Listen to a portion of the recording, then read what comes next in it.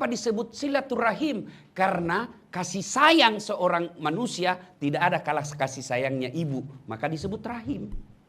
Setiap acara pasti dibermulakan ucapnya Alhamdulillahirabbil alamin. Segala puji bagi Allah. Nah, kita yang ada di ruangan ini ada satu yang kita mesti bersyukur karena Allah berikan nikmat. Apa itu? Satu, nikmat kesehatan. Sebanyak apapun duitmu, kalau sudah sakit tak ada guna. Ya kan? Mau enggak saya kasih kau kereta harga 2 juta ringgit? Mau? Mau? Tapi langsung kau saya bagi kuncinya, kau tidak boleh gerak lagi. Karena stroke tidak boleh gerak. Mau? Mau? Tiada guna kan? Maka kita ucapkan Alhamdulillah. Bagi kita yang berbaju, kalau di Indonesia namanya warna ungu. Sama. Cuma saya tidak tahu kenapa di Indonesia warna ungu disebut warna janda. Saya tidak tahu kalau orang di Indonesia itu ungu itu warna janda. Ya, saya tak tahu apa sebabnya ya. Pink warna jatuh cinta. Ya. Apa kesyukuran kita yang berpakai baju ungu di sini? Sebab kalian punya pekerjaan. Ya, ada orang sudah selesai sarjana, tidak ada kerja. Alhamdulillah, Anda kerja. Maka kita ucapkan Alhamdulillah. Sudah cukup sampai situ? Tidak. Karena kau sudah dapat kerja, maka kau harus tolong tempatmu bekerja. Karena kalau kau malas bekerja, itu bagian daripada kufur. Tidak bersyukur. Kalau kau bersyukur, selain mengucapkan Alhamdulillahirabbil alamin, juga kau harus bekerja dengan baik. Bagaimana bekerja dengan baik? Mesti diinstal kau punya otak. Mesti diisi otaknya. Karena kalau tidak diisi otaknya, maka dia kerja tak bagus. Kalau kerja tak bagus, usaha pasti tutup. Kalau usaha tutup, klinik tutup, pasti kau jadi pengangguran. Maka kalau ini maju klinik, maka yang untung bukan cuma ownernya, tapi juga pekerjanya. Kalau pekerjanya bekerja dengan baik, maka usahanya lancar. Kalau usahanya lancar, maka ownernya untung. Karena ownernya untung, maka harus jaga pekerja. Inilah yang disebut ukhuwah, persaudaraan.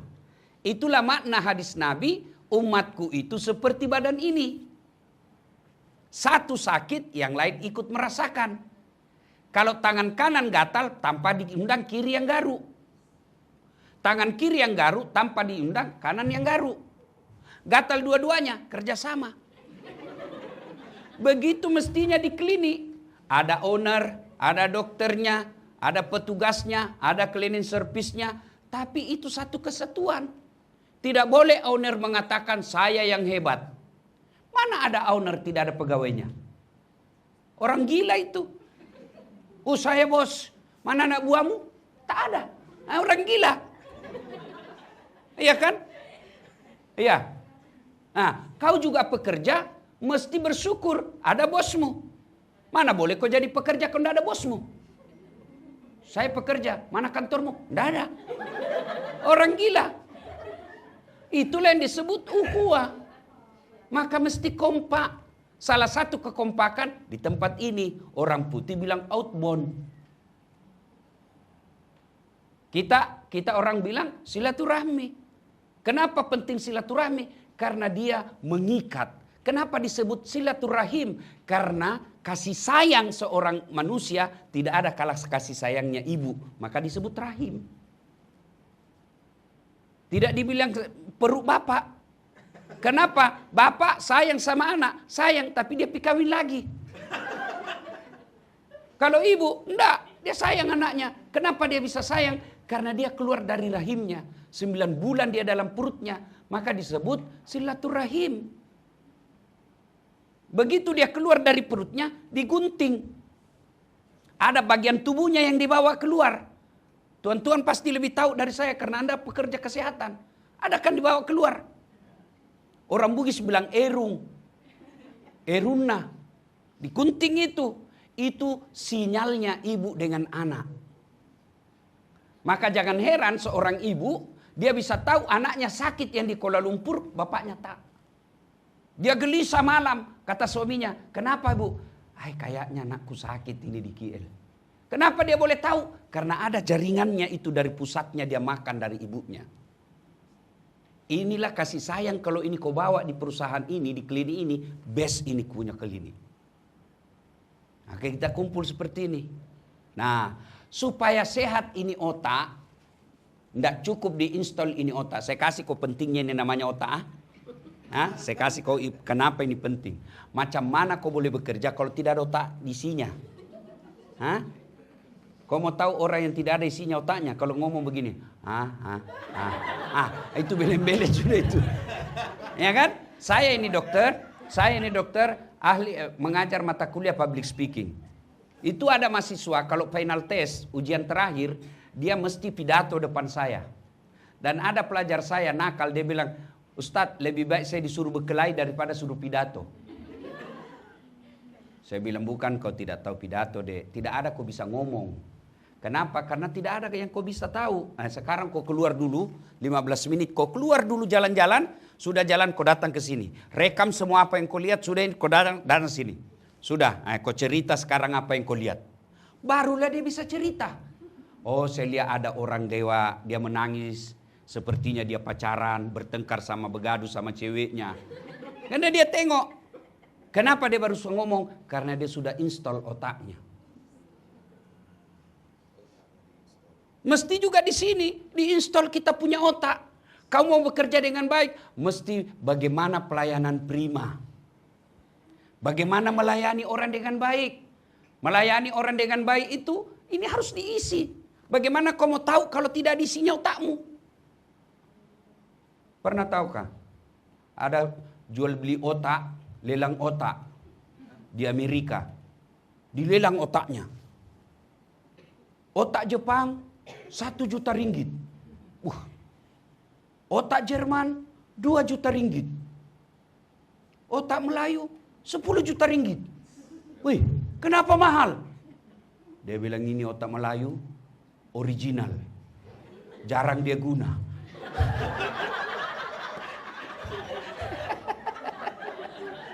Ini Jepun sama Jerman, wah sudah aus dia. Sudah tire, tahu tire kan? Nah, itu kalau sudah gundul, berarti sudah banyak guna dia ini ya. Kalau tire yang dia masih original, itu masih baik dia punya karet. Ini otaknya ini gajar dia guna ini. Maka jangan heran kita orang Melayu kalah dengan orang putih. Kenapa? Otaknya selalu dipakai. Coba lihat kita orang Melayu, Pak. Orang Jepun bikin kereta, itu kan ada safety belt-nya. Untuk apa itu safety belt? Untuk apa? Keselamatan. Dan kalau pentingnya itu keselamatan, kalau kau tak guna itu safety belt-mu, dia kasih kau peringatan. Tik, tik, tik, tik, tik, tik, tik, tik, supaya kau guna. Tapi kita orang Melayu, kita beli lagi itu yang satu khusus tusuk gini. Kau ketawa karena kau begitu semua tuh. Makanya orang Jepun bingung. Dia bilang ini dikasih keselamatan. Dia memang tidak jaga otaknya. Dikasih helm lagi. Dia tidak guna lagi helmnya. Dia tidak sayang memang otaknya. Padahal otak inilah paling penting dalam tubuh kita. Dalam otak ada yang disebut saraf. Prosesor kalau dia komputer. Kalau otakmu itu rusak, maka semua fungsi tubuhmu rusak. Itulah otak. Maka dia mesti diisi. Inilah diisi. Apakah otak cukup? Isi kecerdasan, matematika, fisika, kedokteran, kimia, semua cukup? Belum. Iman. Kalau otak saja, kau tidak boleh kalah itu AI.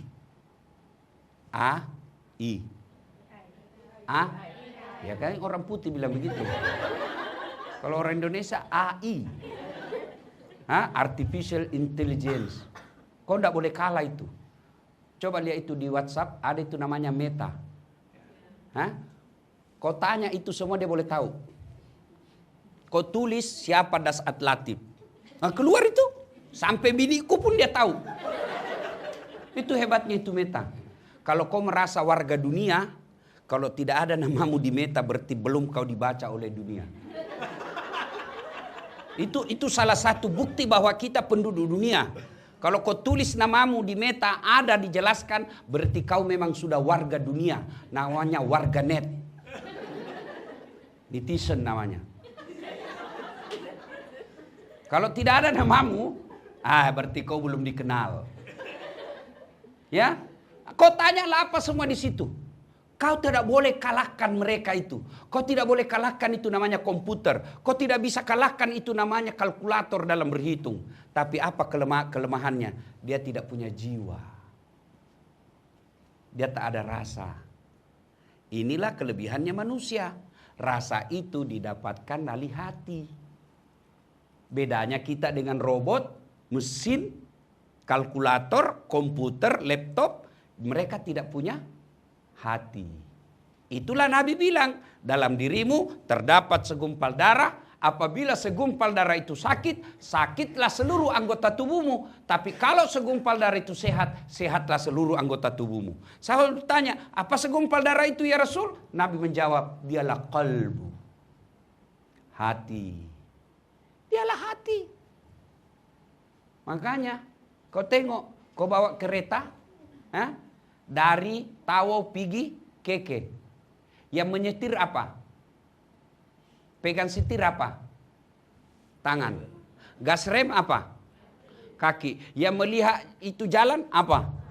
Yang berpikir sepanjang jalan apa? Otak. Tapi begitu ada tikungan, apa tertulis? Hati. Tidak ada tertulis otak. Iya toh? Berarti memang ini hati is the best. Iya toh? Ada pengumuman di klinik. Yang melihat salah type, salah ketik apa? Mata. Yang menulis apa? Tangan. Yang berpikir apa? Otak. Tapi begitu ada pengumuman, apa kata announcer? Perhatian. Tidak ada katakan permataan. Iya kan? You understand? You understand? Alhamdulillah, kullu bi khair. Ini alhamdulillah. Maka datang di sini jangan sekedar update status. Outbound guys. Ya, pegang seat golf. Tidak ada guna. Sia-sia waktumu, habis uang, habis masa, kau tidak ada masuk di sini. Itu disebut merugi. Maka Allah katakan, gunakan waktumu dengan baik. Wal asar. Demi masa. Sesungguhnya manusia dalam keadaan kerugian. Kecuali mereka yang nasihat menasihati. Mereka yang beriman. Beriman itu harus diisi hati. Kalau dia cerdas, brilian, smart, tapi tidak ada hatinya, dia bisa jadi lebih bahaya dari binatang. Saya tidak tahu apa bahasa Melayunya bajing.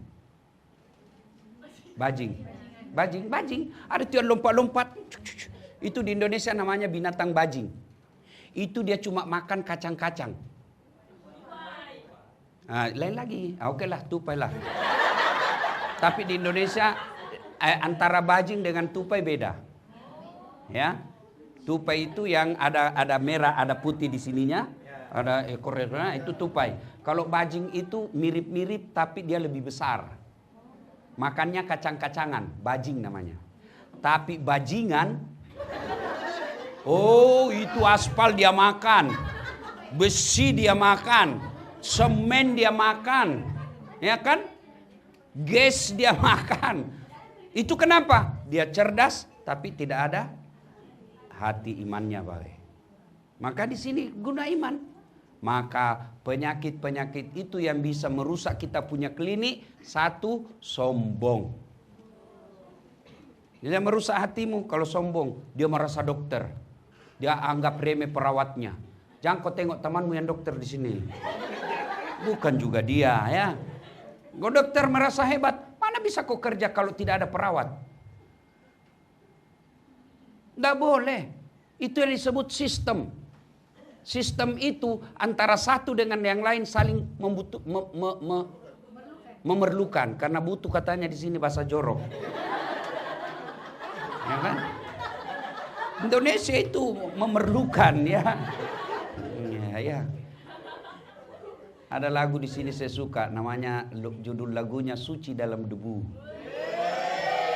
Kau tahu itu suci dalam debu? Tayamum. Iya dokter kan suci dalam debu, itulah tayamum. Engkau bagai air yang jernih di dalam gelas yang membeku. Apalagi itu? Sudahlah. Ya, nah ibu bapak saudara-saudara sekalian, dokter jangan menganggap remeh perawat. Karena kalau dia marah, dia kasih kau alat yang salah, kamu bisa jadi malpraktek. Perawat juga jangan kau remehkan doktermu. Karena kau bisa jadi perawat karena ada dokter. Maka kita harus bersinergi namanya. Bekerja sama. Bekerja sama dan sama-sama bekerja. Beda maknanya itu. Bekerja sama, kita saling kompak. Sama-sama bekerja, kau bekerja, saya juga bekerja. Mesti ini ada. Apa yang kau mau sombong kalau seorang dokter? Saya sampai detik ini belum pernah lihat dokter yang hebat. Kenapa? Karena kalau saya pergi berobat, saya juga kasih tahu penyakitku. Iya toh? Baru masuk dia bilang, Ustaz, ada apa Ustaz? Saya mencerit-mencerit dok. Dia tanya, kenapa bisa? Dalam hatiku urusanmu. Saya juga mesti kasih tahu. Saya makan ini dok saya. Itu kan yang hebat baru dah. Kau pasti mencerit. Nah kan? Iya. Coba. Mana hebat itu dokter kalau tidak ada dibagi tahu sama pasiennya. Diperiksalah kita. Neng.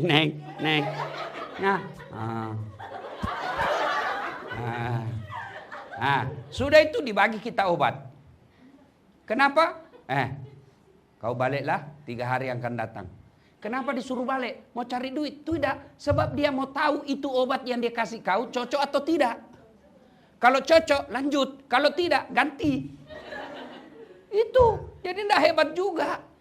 Yang bisa menyembuhkan boleh setuju atau tidak. Pertolongan dokter cuma 40%. Tapi jiwanya dari pasien 60% yang menyembuhkannya. Tidak boleh sombong. Ustadz jangan juga sombong. Kau mau seperti saya. Mau sombong? Tak boleh. Kenapa? Saya bisa jadi ustadz karena ada pendengar. Mana boleh saya ceramah di sini kalau tidak ada yang dengar.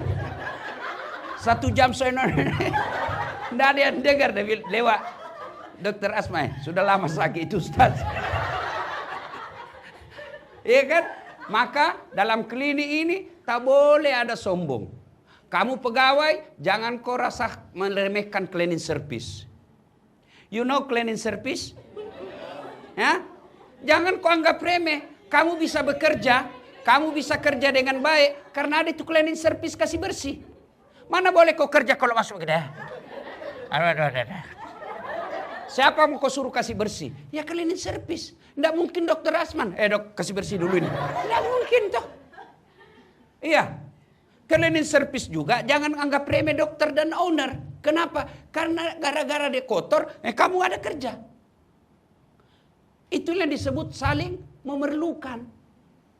Tidak boleh ada merasa hebat. Maka jangan ada sombong di antara kita. Karena pasti satu sama lain saling memerlukan. Maka dalam klinik ini jangan kau remehkan orang lain. Orang meremehkan orang lain itulah karakter sombong. Dan orang sombong, kata Allah dalam hadits qudsi, kau tidak pantas hidup di kolong langitku kalau kau merasa sombong. Apa yang kau mau sombongkan? Tidak ada kesombongan. Yang boleh berhak sombong hanya Allah, maka Allah disebut Al-Mutakabbir, yang maha sombong. Kenapa? Karena hanya Allah yang tidak membutuhkan. Coba, kenapa sih kita tidak boleh merasa sombong? Karena tidak ada